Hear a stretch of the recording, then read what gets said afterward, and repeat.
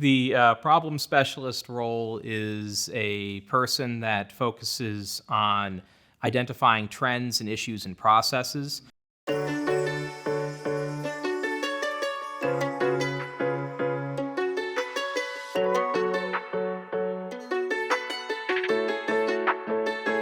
So I identify areas, trends, and data that could look at weaknesses in our processes or areas that we're doing better and reflect trends, issues, things to be discussed with our mission partners, and ways that we can improve the services that we offer so that we and our operations team are able to deliver the best that we can while making certain that our team members are properly supported to be able to do their work.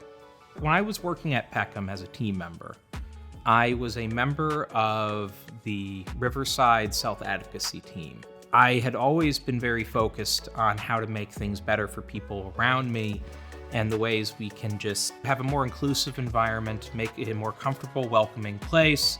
That's been a big thing for me because that's what I would like to have as an individual myself. I have disabilities, and some of them have been a pretty big impact in my life, which is, how I got here in Peckham in the first place. I went through the I Thrive leadership program here at Peckham. I was working on a capstone project with two other people, Molly Polizio and Leslie Path. We hit upon a project that we really wanted to try and help on, and we encapsulated our idea as a mission statement where we were envisioning that every position in contact center solutions could be performed by a person with a visual disability. We started that off with going through and identifying areas that folks were struggling a bit with and trying to find ways that we could improve processes. But before we could improve processes, we needed to understand where those processes were. So we started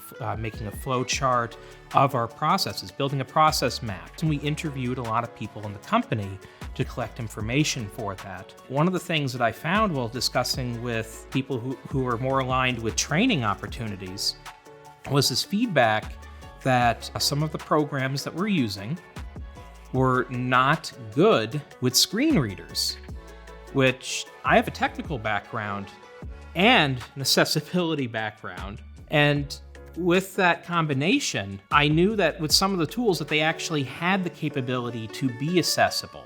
I went through some of the documentation that was used in training sessions, and I highlighted the areas that we were underutilizing that could allow us to better deliver inclusive content for people with visual disabilities.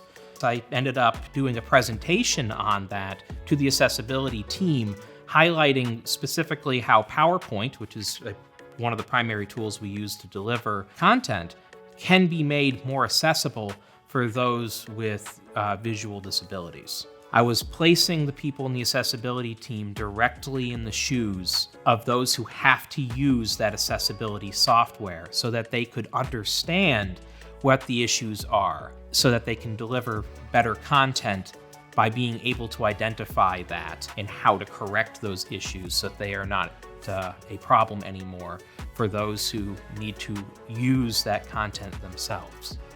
In contact center environments, so if you're going to be building the content and delivering it off such a presentation, you should make certain that that information aligns and is in the proper order. And there's a lot of different little tidbits and pieces that should be done to ensure that the content is accessible to those who need it. The biggest thing that we were aiming for was more to have a mindful and iterative process with our capstone project. When I think of things like accessibility in the workplace, the big thing that comes to mind is just how welcoming and friendly an environment is to those who need to work there. And if we want to have a place that's welcoming to people who have certain conditions, we need to keep those conditions in mind. By having those resources available, we're able to better welcome those who may have a particular struggle or issue that the rest of the populace may not necessarily have a good understanding of. I would say that the most pressing accessibility issues are always those that a team member would bring up. That should be our focus because that's the items that are currently real. We ourselves, as experts in helping people with disabilities, we should keep an eye on our environment and how we can make our place better for everyone we serve. An accessibility mindset is an inclusive mindset.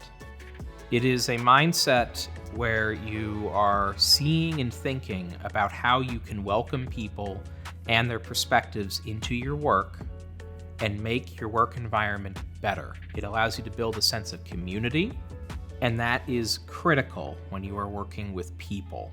And as a people-focused organization, we should always try to keep a mindset on how we can be welcoming to others.